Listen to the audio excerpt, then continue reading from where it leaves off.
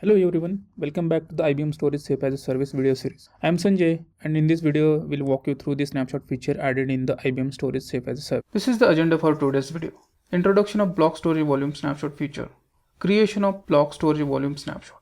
Restoration of block storage volume snapshot.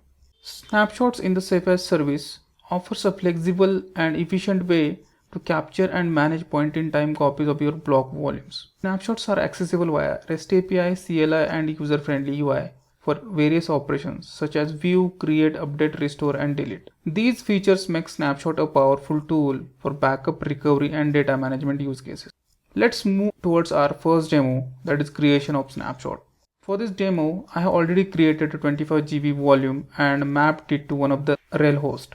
We can see there are no snapshots for this volume from UI. Now let's take a snapshot of the volume using CLI. We can see snapshot is successfully created and it's in pending state. If you want to see all the snapshot in the system, we can do that using list snapshot command.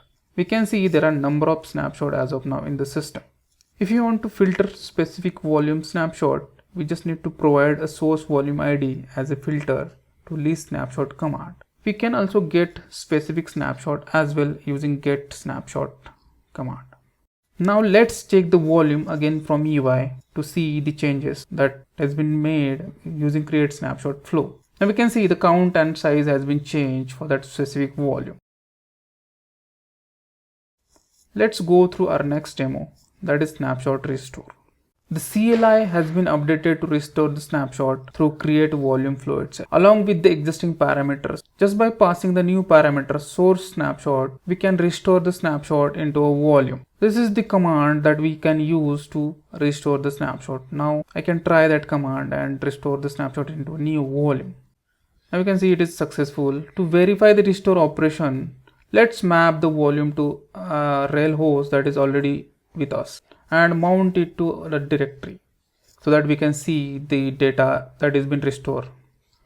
If you are not aware of mounting of volume, then you can check our existing videos in this series.